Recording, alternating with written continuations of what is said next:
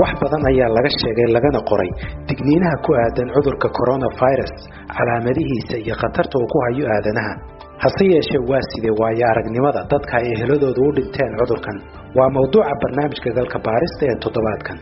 wararka ka imanaya qaaradda Yurub labadii toddobaad ee la soo dhaafay waxay ahaayeen kuwo naxdin leh cudurka coronavirus ayaa si xawli leh ugu dhex faafay jaaliyadda Soomaalida ee wadamada Sweden iyo Britain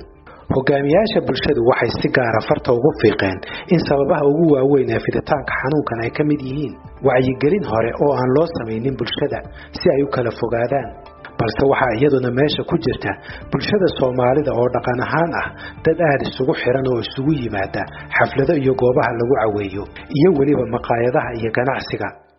waxa kale oo sababaha ku jira qoysaska Soomaalida oo ah kuwa ballaaran una nool guriyo aan ku filnayn oo ciriiri ah taasi oo gacan ka geysanaysa fiditaanka dhaqsaha leh ee xanuunkan Sweden ayay ahayd meesha ay ka timid qayladhaanta ugu horeysay ee fiditaanka bulshada Soomaalida ee cudurkan Xamdi Axmed waxa uu ka mid yahay Soomaalida ku nool dalka Sweden aabihiis Axmed Caraay Axmed waxa uu ka mid ahaa dadka uu ku dhacay cudurku 17 bishii Maarso ee aynu soo dhaafnay talaada ayuu subaxdii asagaa subaxdii qandhayarka ayaa qabatay caadadka ahaan iska tukanayay maalinta talaada ayuu sariirta kasoo kici waayay dhabarka xanuun qandho badan haysay waxyaaba badan marka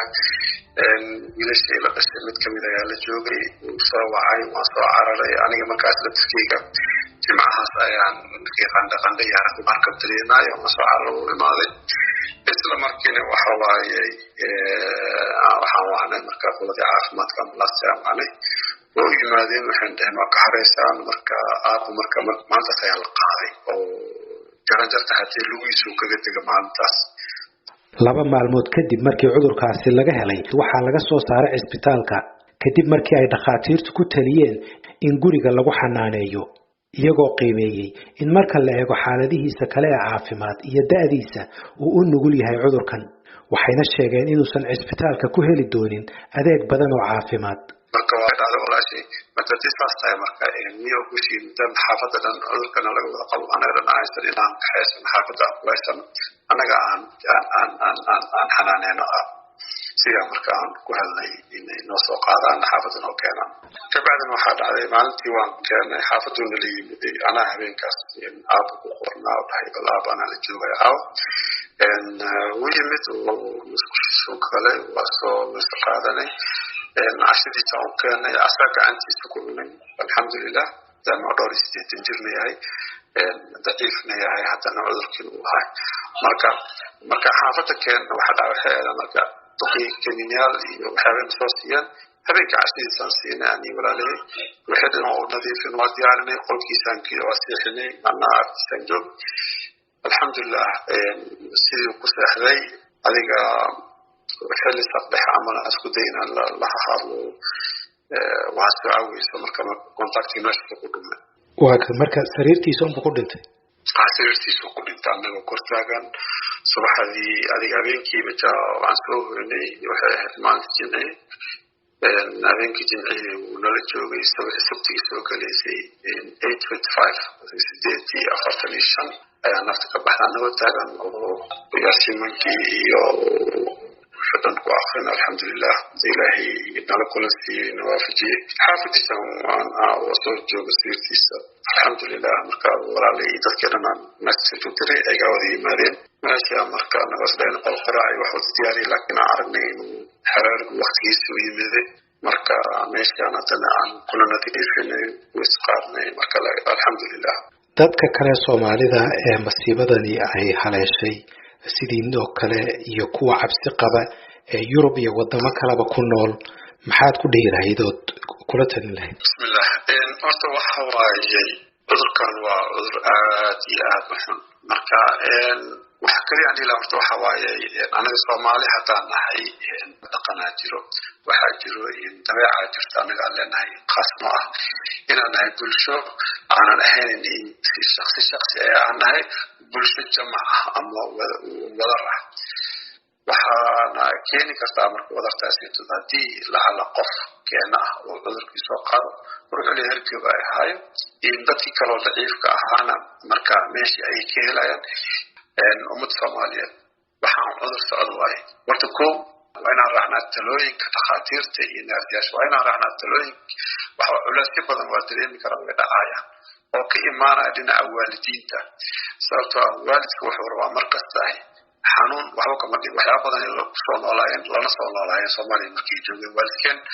waa ay ka mid tahay in daacumo badan soo arkeen inay soo arkeen cudurro badan haddana ay reerka isku dhex jiray marka waalidna ma ka dhaadhicin kartid maanta ay over 60 years jiro ama 60 jir ka badan ka weyn ahaan in laga dhaadhiciyo ma dhici kartaa marka ma ku soo booqanayo ma ku imaanayo ma kula hadlayo laakiin waxaa laga rabaa marka adiga inaad ka dhaadhicisid oo u sheegtid maanta caafimaadkooda labadan si timaan inay waalidku dulqaataan haddii marka qofkiina uu cudurku isku arko marka ama halkaba isku arko marka reer waalidku waa u baahan yahay wiilkiisii gabadhiisii hala degaano ha u tagaano hala joogaano ha dhex galaano laakiin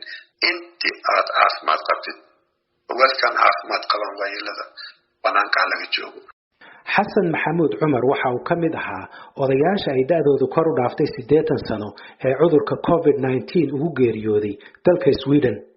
cudurkani waxa uu muddo gaaban hayay xasan maxamuud cumar ka hor intii uusan u dhimanin 16 bishii Maarso ee aynu soo dhaafnay isbitaalka lagu hayay waxay isku dayeen inay baxnaaniyaan isla markaana la dadaalaan hase yeeshee xasan waxa uu ugu dambeyn u geeriyooday xanuunkan مختار محمد يوسف waxa uu kamid yahay ehelada Xasan Maxamuud Cumar adeerka la xariista marka la qabanayay iyo marka hadda tiisa ingiliiska muddo badan oo aysan dhixin ugu badnaan adeeg sida la afar maalmood ay xaaladdaas si ku jiray maadaama uu ahaa qof risk group waxa ay ku tilmaamaan oo kamid ahaa maadaama daan uu ahaa xanuuno kalena ay jireen marka muddada uu la jiifay buqaama dhibaatada ku hayay badnay daadiisu intee bay ahayd xanuunada kale miyaad nala wadaagi kartaa daadiisu wuxuu ahaa naqaano nambarkiisa laakiin hadda qiyaasno sida asaga ka warayno muddada noo sheegay waxay ahayd 80 hadduu 80 ayna ku dhawaa maxaa waaye aragnimood ku biirin lahayd Soomaalida wadamada kale ee Yurub joogta meelaha xanuunkani sida aad ka u saameeyay wallahi waa aragnimada ugu horeysa oo ku biirin lahaa waxa waaye markii ugu horeysa inay horta la falgalaan soo jeedinada ay soo jeedinayaan hay'adaha caafimaadka iyo dawladaha marka ay helaan yihiin wadamadaas waxa way dhibaatada halkan Sweden way ka badan tahay halkan dhibaatada Soomaalida oo sayid badan ka laakiin guud ahaan mujtamaca marka la qiimeeyo halkaas aad inoogu badan yihiin dhibaatooyinka marka waxa laga yaabaa xiriirka ay dadka leeyihiin hay'adaha maamulka gacanta ku hayo haddii noqon meedka iyo imaartay xalaalada inay yartahay oo saadaaseen oo la waayo qofka marka waxa kula talin lahaa kuwa nimada asina xawaa in marka ugu horeysa isku dayeen xiriir la lahaadaan ama uu jiro qofka xiriirka kadib marka taqdiimaadka ay farayaan iyo nidaamyada oo maartay shaqeynayaan ay raacaan si kastoo marka loo heli karo loo yareyn karna dadka Soomaaliyeed in la yareeyo laakiin laga faa'iideysto recommendation oo la marsiiyo qof maartay sida caadiga ah in qof loo ogolaado ee qofku maartay dhaqdo uu istaado ay joogto laakiin Soomaaliyeed ka tirada badan in la yareeyo isboqashada aad u fiican hase yeeshee fiditaanka cudurkan iyo geerida la soo daristay jaaliyadaha Soomaalida waxay 10 maalmood ee ugu dambeysay ku soo kordhaysay Soomaalida ku nool dalka Britain gaar ahaan magaalada London hogaamiyaasha bulshada Soomaalidu waxay galka baarista u sheegeen in Soomaali tobanaan ah ay cudurkan ugu dhinteen dalka Britain dadka uu haleelay cudurkani waxaa ka mid ahaa Cumar Muriidi Macow oo ugu dambeyn u dhintay cudurkaasi 27 bishii Maarso ee aynu soo dhaafnay isagoo da'diisu ay ahayd 36 sano jir Cumar waxa uu cudurkan u dhintay intii xataa aan la gaarsiinin isbitaalka sida uu igu waramay seedigiis Maxamed Mukhtaar Beeley Cumar Muriidi waa seedigayga walaasheeda ka iga yarayd oo qabay marka xanuun oo zaa'id kan uu qabay laakiin gurigu iska joogay oo isoo wacay maal every day subax kasto xumada ay haastay waxa soo dhahay markaasaan baa isbitaalka istaagay markaas uu dhamay qandhal la waaye ciyalka ay soo xireen abti abu dhintay taasaan maqalnay markii la aadnay guriga asxaab joogtay aflaas ay joogtay naagal la walaalo diiday waxa la isla talaabay ma geli kartaa geeri xanuun badan oo ah shock ayaan ka qaadnay baawti ambulance imaaday oo wadno ka garaacay oo ka tagay waxaa lahay guriga lama geli karo isolation laga dhigay baawar kala loo diray oo cover lahay covid baawurkii imaaday waxaa imaaday 5 hours ayaa ka sugeeyay kadib way qaadeen waxay dhaheen ma imaan kartaan aniga dhiso sheegana guriga ayaa la gelin marka ilkaas taa jiro Allah u naxariisto Umar waan idinka taxsiideynaa waxaad ii sheegtaa isaga marka isbitaal kuma dhiman gurigaba muusan dhaafin ma isbitaal ma baahan guriga ma dhaafin gurigu uu joogay ciyalkiisu la joogay wuu nabad qabay xumad iyo qandho isku sheegay maalmahan laakiin isbitaal ma aadan ciyalkii uu xariiqna qaska ku dhigo dhaay markii ambalaasay uu waceen markii nafta ka baxday mise caruur u dhalay 4 wiil iyo 3 wiil iyo 2 gabdhood waa gartay marka waxaad tiri guriga markuu ku dhintay Allah u naxariistee waa la idin diiday gurigii inaad gashaan isagii u dhawaataan bal iga sheekay arintaa iyo qoys ahaan iyo dhaqan ahaan iyo diin ahaan say idin saameysay wallahi horta waxaan u tacsiinaa dhammaan ummadda islaamka meel kasta ay joogaan oo ku dhinteen cudurkan inta xanuunsan ilaahay caafimaadkiisa inta dhimatay ilaahay oo naxariisto ay u tacsiinaa ummadda islaamka meel kasta adduunka ay joogaan ummadda islaamka waxay u tacsiinaa geeri xanuun badan aad u xanuun badan waay geeri ay taabatay walaalkii ra taabatay ummadda islaamka ani inta midkan way taabanaysaa laakiin waxa xanuun ah wiilkaaga guriga ma karo walaalka guriga ma karo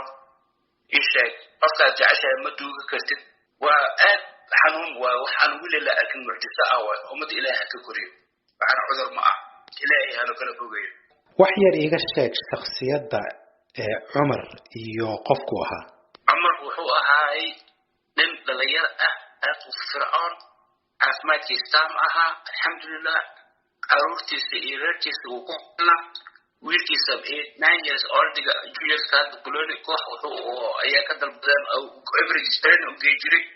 kooxda Chelsea waxa marka aad caruurtiisa u jeclaa family close waxa aad u jeclaa aniga waan khadri jiray waan xishmeey jiray waa diracsato iska hayo laakiin oo iska maxal baxa oo short ah yaa self employer waa ka soo jeeda family aad weyn family ka la dhigi jiray Xaaji Macu Xanjeero hadda ma qashay Xaaji Macu Xanjeero Allah oo family aad weyn ma Muqdisho magac ku lahaa walaaca haya Soomaalida ku nool Yurub iyo wadamada kale ee qurbaha ayaa ah inay u suurtagali karto inay si sharfan oo waafaqsan dhaqanka Islaamka ay u duugan karaan eheladooda u dhimata cudurkan qaar kamid ah Soomaalida dalka Sweden waxay galka baarista u sheegeen in inkastoo duugista eheladooda aysan u dhicin sidii ay wada filayeen haddana marka la eego duruufta lagu jiro inay ku qanacsan yihiin waa kan marka hore Xamdi Axmed oo aabihiisu u dhintay cudurka coronavirus dugtiga markaas aniga islaamti waxaan ahay qol islaam qabraha islaamka mas'uuliyadii waan ku wargeliyay waxay dhahay marka insha Allah maalin sabti way hadda axadan joogna marka isniintan jawaabta helinaa maalinta la duugi doono iyo waqtiga la duugi doono iyo meesha lagu duugi doono ilaa tuulaada inkastoo aad jeclaa inaan Soomaaliya keeno haddana saarkaysaan wiilaaday oo dadday magaaladii ugu dhashay musuuduga laakiin qadarta qorneed waa u saameysay alxamdulillah meeshaan ka qorneed intaan ku dugnay maalinta talaadada ayaa marka maantii khamiista ayaan nabalamiyay ninkii oo maalinta ayuu warqadiisii soo qaatay wixii sidan dhameeyay